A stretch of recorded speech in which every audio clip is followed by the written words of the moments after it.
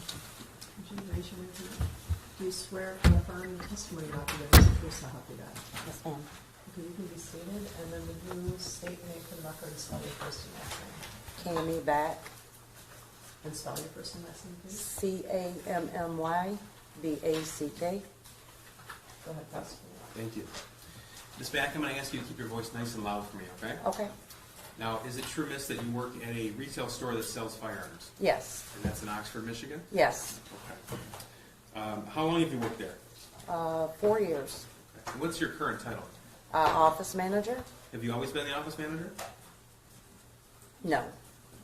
As office manager, do you assist with gun sales? Yes, I do. Okay. And what did you do before you became the office manager? I was a counter. I'm sorry? I worked the counter. Okay, the counter? Yes. Okay, so you would deal with customers? Yes. And you're familiar with the procedure when someone purchases a firearm? Yes.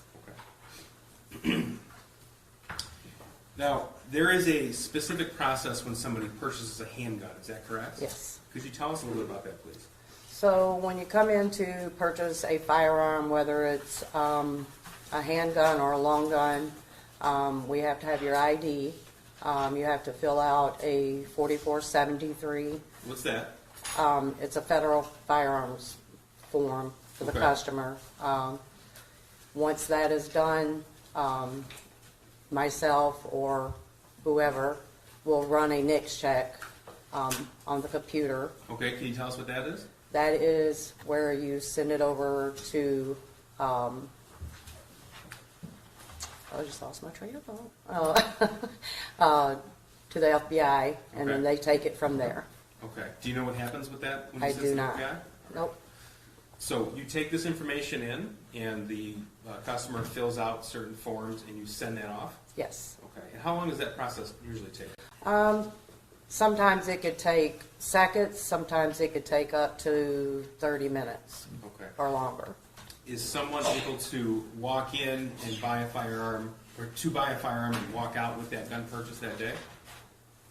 As long as they pass the background check. As long as everything checks out? Yes. Now, what happens if things don't check out, or if there's some kind of delay? Does that ever happen? Yes. Okay, and tell me about that. So if a customer is delayed, we are giving them a Brady date, which is 5 days. Within those 5 days, the NICS check could come back as a proceed, or it could come back as a denied. After 5 days, if there's no response, then we are allowed to hand the firearm over to the customer. Okay.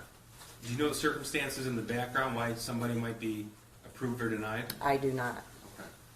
Now, when the store you work at sells a firearm, do you also provide a ATF pamphlet on handgun safety? Yes. Is that with every handgun purchase? With every handgun, yes. Okay. And tell me about that pamphlet, please. What kind of information is contained in there? It just states the do's and the don'ts as far as, when you buy a firearm, child safety, how to lock it, just to pretty much keep your firearm safe and out of the hands of, anyone that doesn't need to have it. Okay. And that is provided by the ATF? Yes, Okay. That's the Bureau of Alcohol, Tobacco, and Firearms? yes, All right. Does your store also provide a trigger lock statement? yes, Okay. And is that one of the standard forms that has to come with the firearms purchase? yes. And tell me what that is, please. So it's just the trigger lock form. We take and we make sure we check the box that it has the lock in the box and that it has a box that can be locked. Okay. Now, we say the lock in the box. What do you mean by that? The trigger lock. Okay, so when your store sells a firearm, you also provide a lock with it. Yes. Okay. And that's not an actual gun safe, correct? That's a smaller locking device. Yes. All right. And that happens with every handgun sale from your store? Yes. I'd like to direct your attention to November the 26th of 2021. Do you remember that day? I do. Okay. And were you working? Yes, I was. Did you, well, first of all, I should ask you, as office manager and someone who's been employed at the store for 4 years, every time a firearm is sold, is there a receipt kept? Yes. Okay. On November the 26th, 2021, did you sell a handgun to James Crumbley? I did. Okay. And was he there with somebody else during that purchase? Yes, he was. Okay. Was it an adult or was it a teenager? Teenager. Okay. Did you come to learn who that person was? Later, yes. Okay. And you came to learn that it was the defendant's 15-year-old son? Yes, sir. Okay. But you didn't know that at the time? No, I did not. Okay. Now, during the purchase between yourself and James Crumbley, did his son do anything? Never. Okay, so he was there, present, but he didn't interact with you. No. I'd like to direct your attention also to June the 15th, 2021. Did James Crumbley make another purchase of a firearm that day? That I cannot say. Okay. If I showed you receipts, would that refresh your memory, you think? Yes. Okay. So what I'm going to do is go through some exhibits with you. They'll be on the screen in front of you. These are all stipulated too. Can you see that? Yes. Okay. This is Exhibit 24. This is, do you recognize this as a receipt from the store you work at? Yes. Okay. This is June the 15th, 2021. Do you see the date? Yes. All right. And the purchaser is James Robert Crumbley, Yes. and it has his address, and it has the item purchase, and that's a Cobra Classic for $180 total. Yes. And that's actually a 22 Derringer pistol, is that correct? Yes. 24 has been admitted, I believe, with stipulation. I believe that Ms. Smith was willing to stipulate to 24 to 30, is that accurate? That's correct. 24, 25, 26, 27, 28, 29, and 30 are admitted, so. Thank you, Jeff. This is Exhibit 25 right here. It says pistol sales record. Can you tell us about that, please? So each time that a pistol is sold, we have to provide the customer with a pistol record. They are given those, and they are instructed to have those dropped within 10 days of the purchase. Okay. Now, this has a description of the pistol, is that right? Yes. So it says, this is the Cobra Classic, we just saw the receipt for. Do you see that on there? Yes. Okay, and it says pistol shot in the number 2. What does that mean? It's a 2-shot. Okay, so it's a small handgun, Yes. and barrel length 2.25. Is that in inches? Yes. Okay. It says purchase transfer date is June the 16th of 2021, whereas the receipt was June the 15th, 2021. Can you tell us what happened there? So I believe that Mr. Crumbley may have gotten a delay on June 15th, and he had a proceed either later in the day on June 15th, or he may have gotten a proceed early morning on June 16th. Okay, and that's because there's some kind of delay in the background information? Yes.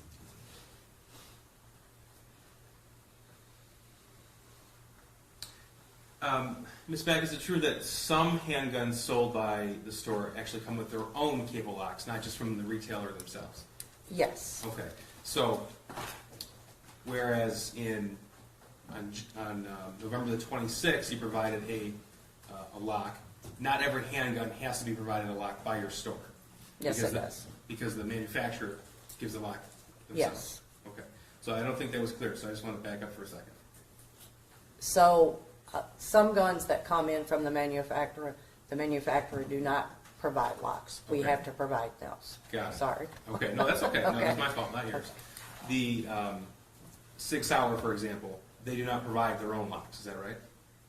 Some they do, some they do not. Okay, and if they don't, then you would fill in that gap. Yes. All right. Now, this is Exhibit 26.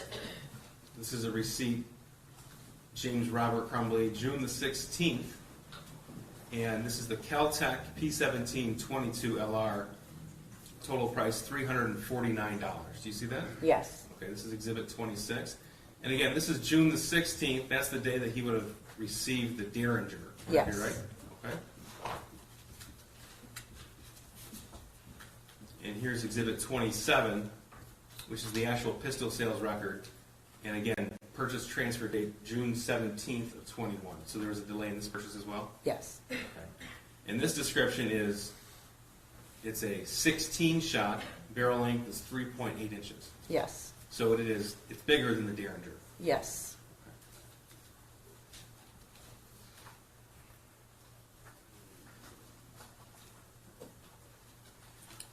moving on to Exhibit 28. This is from November the 26th of 21, the date we've already spoke of. So this is a receipt, total of $519.35. Again, James Robert Crumbley. Is that right? Yes. Okay. And this is the day you recall seeing somebody with him, Yes. his son. Okay. Do you recall if his son was with him in June, or did you not complete that purchase? I did not complete that purchase. Okay, that's fair. But as office manager, you can tell us that those records are from your store. Yes. Okay. Here's Exhibit 29. This is the pistol sales record.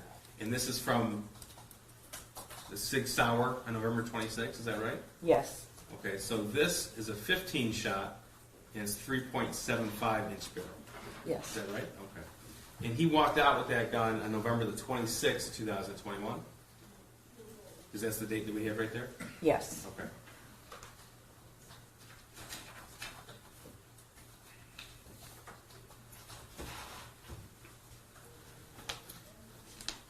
Now, hypothetically speaking, if there was a 15-year-old who walked in your store and tried to buy a handgun, would you let him? Absolutely not. Okay, that would be illegal, right? Yes. Here's Exhibit 30. This is a portion of the firearms transaction record. I think you referred to it as a 4473. Do you recognize this? Yes. Okay. And was this provided, this was filled out by James Crumbley? Yes. Okay. And what's the purpose of this form here? That is to keep a record for ATF for all firearms that are sold. So there's certain boxes are checked here, and the condition of the gun is notified. In this case, it was used. Yes. Okay. And the purchaser has to assert certain things before he can walk out with that gun. Is that right? Yes. In one of those boxes, are you the actual transferee, or you are the actual buyer of the gun, and it's not for somebody else? Right. Because it is not legal for someone to buy a gun for somebody else through your store, correct? No, it is. Well, that person has to come in and fill out this paperwork, that be right? Yes. Right. So it would not be legal for an adult, for example, to check this box that the gun is for himself and then transfer it to a child. Yes.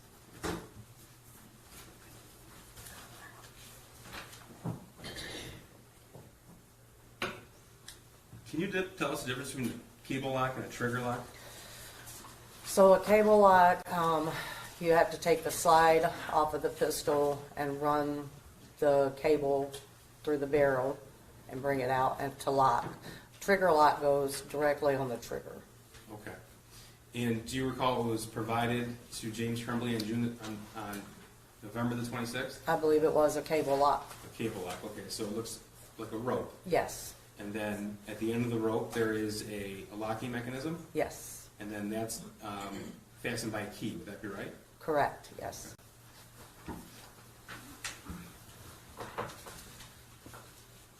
There's some firearms that can't be secured with a cable lock versus trigger lock, or is it unique to certain guns that you need one versus the other? I don't believe so. Okay. Does your store always provide either a cable lock or trigger lock, or does it depend? We provide both. Both? Yes. Okay. But on this particular occasion, on November of 2021, it was a cable lock. It was a cable lock, yes.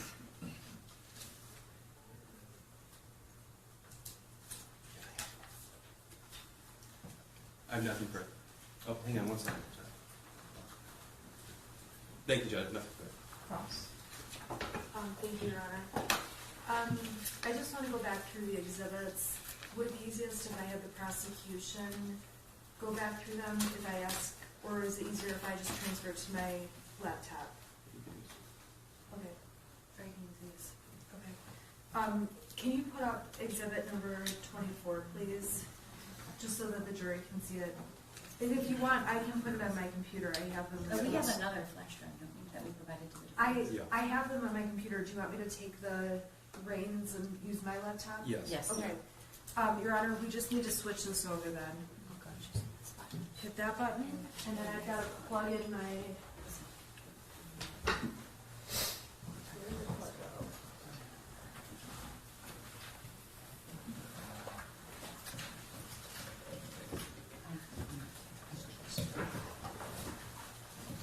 I'm just gonna pull up the exhibits on the laptop while Mr. Godwin plugs them in.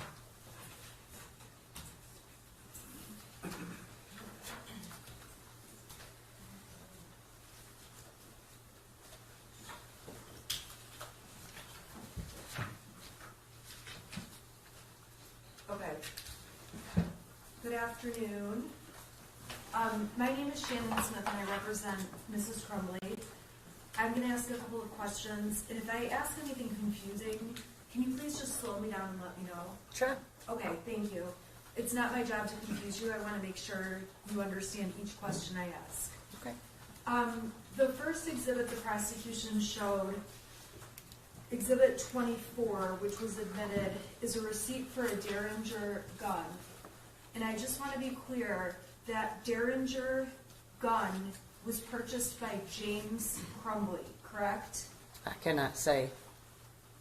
If you look at the receipt, By the receipt, yes. okay, so by the receipt, it indicates James Crumbley purchased the weapon. Mm-hmm. And Is it it's, yes? Yes, I'm sorry. and it's fair to say that Jennifer Crumbley's name does not appear anywhere on that receipt. No.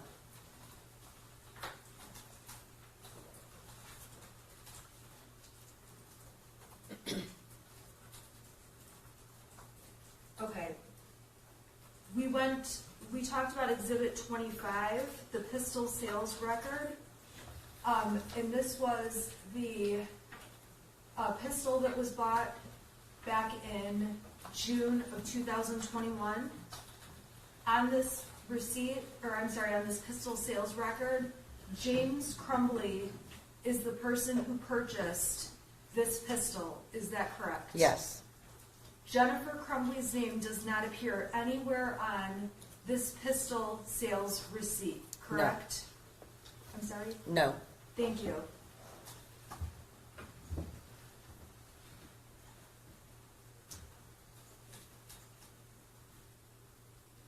All right, Exhibit 26 was admitted. This is a receipt from a Kel-Tec gun that was purchased, correct? Yes. And again, on this receipt, it indicates that James Robert Crumbley purchased the gun, Yes. and Jennifer Crumbley's name does not appear anywhere on that receipt. No.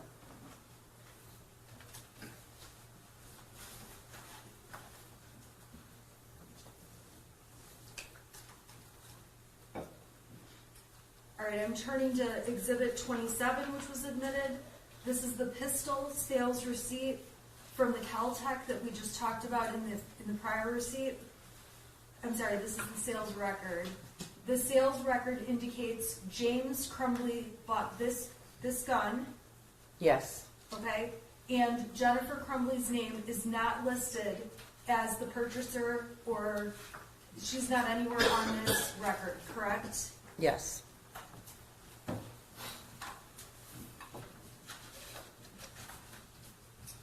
All right, I'm going to number 28, which has been admitted. This is the receipt from the Sig Sauer that was purchased in November of 2021, correct? Yes. You have a direct memory of the purchase on this Sig Sauer gun, correct? Yes. And on this receipt, this gun was purchased by James Crumbley, correct? Yes. The receipt does not have Jennifer Crumbley's name. No. And when this gun was purchased, James Crumbley was accompanied by a teenage boy and no one else, correct? Correct. And you were testifying that you didn't have any interactions with the teenage boy who was with Mr. Crumbley. Correct. And when you saw this teenage boy with Mr. Crumbley, there was nothing about him that stood out to you as unusual or weird or something that would have raised concern about selling the gun to James Crumbley with his son, correct? No. I'm sorry. The court's making a record, so it's really important we talk one at a time. I'm not trying to cut you off in any way. I just need to make sure the record's really clear. Sure. So I'm just going to re-ask, and I'm doing it just to have a clear record. When you saw Ethan Crumbley with Mr. Crumbley buying the gun, there was nothing about him that concerned you about selling the weapon to Mr. Crumbley, correct? Correct. And on that date, you vividly remember it was only the two of them at the gun store purchasing that weapon, correct? Correct.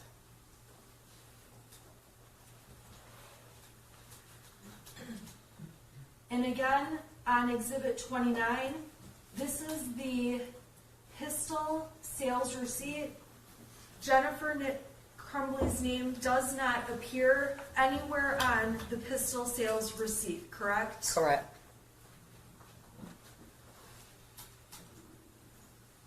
And I'm going to open Exhibit 30, which has been admitted. This is the firearms transaction receipt. This is specific to the November gun that was purchased, the Sig Sauer, correct? Yes. And on this form, James Crumbley is the only adult that filled out this form, correct? Yes. Jennifer Crumbley's name does not appear anywhere on this form. No. And the information provided was all provided by James Crumbley, correct? Correct.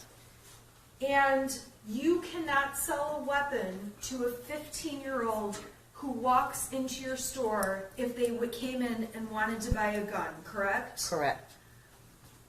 And if you don't know the answers to these questions, I can ask someone else, but I'm going to ask you. When a parent buys a gun, a parent has a right to take their child to a shooting range, correct? Yes. A parent has a right to take their child hunting, correct? Yes. A parent has a right, when they own a gun, to allow their child to use the gun at things like a gun range or hunting or along those lines, correct? Yes.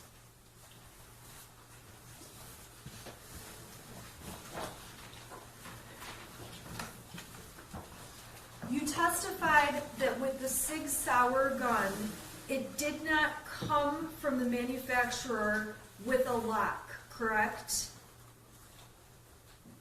A cable lock.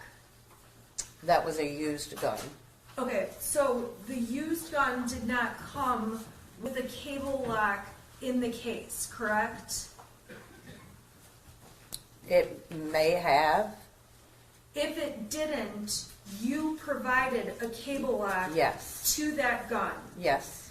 And in order to take a cable lock off a gun, you have to use a key, correct? Yes. And the key is, it's not just any key, it's a key specific to that cable lock, correct? Yes. And in Michigan, there is no, as far as you know, and if you don't know, you can tell me and I can ask another witness, there is no requirement that a person has to store a gun in a safe, correct? Judge, I'm going to object. That's calling for legal conclusion. Well, it is. It is calling for legal conclusion, isn't it? I'm assuming you guys could stipulate to that at some point, Can we but. Either way, it's not appropriate for this Or, witness. yeah. Okay, we'll Yes, take care of police that officer, later. Yeah. Okay. When you sell guns to people at your store, you also, you're not required to also sell them a safe for that gun, correct? Correct. As a precaution, if it does not come with a cable lock, you make sure that every gun that leaves your store is sent out with a cable lock if one can be put on that gun, correct? Cable lock or trigger lock? Or trigger lock? Yes. Okay, thank you.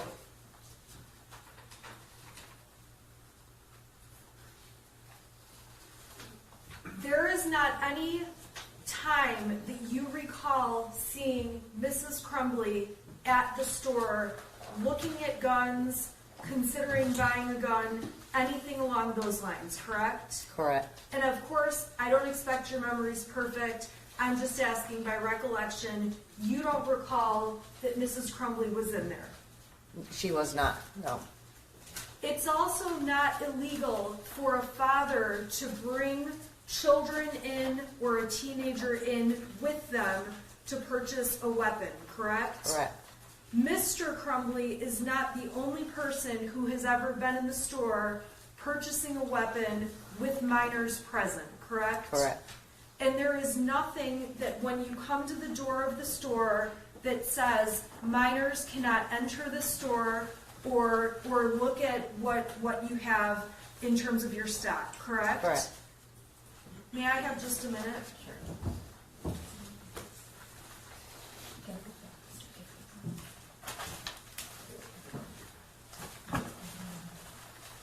I have no further questions, thank you. Just very briefly. Ms. Beck, I'm just going to clear a few things up. I'm afraid I wasn't terribly clear with some Sure. things. First of all, after the shooting in Oxford High School, agents from the ATF, they came and spoke with you. Would that be right? Yes. Okay.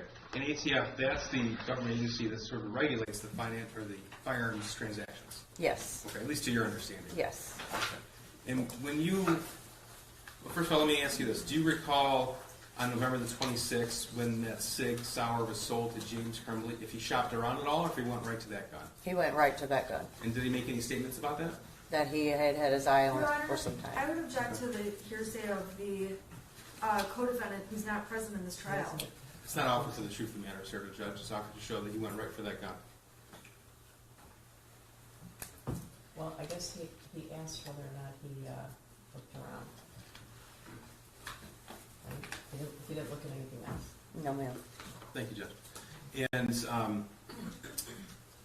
were you able to tell if that transaction for the Sig Sauer on 11/26/21 was for cash or for credit? It was cash. Cash, okay. And you did that by comparing the receipts on November the 26th, and there were no credit or check transactions that have been made in the amount of $519.35. Correct. Okay. Thank you, nothing further. Can I ask you, there's also an exhibit 31 at this. Oh, that's going to come through Agent Brandon. Okay, I just wanted to make sure you didn't have to bring this back. I'm an excuse, start. Okay. Thank you. Thank you, Judge. can step down and excuse. Thank you. Thank you.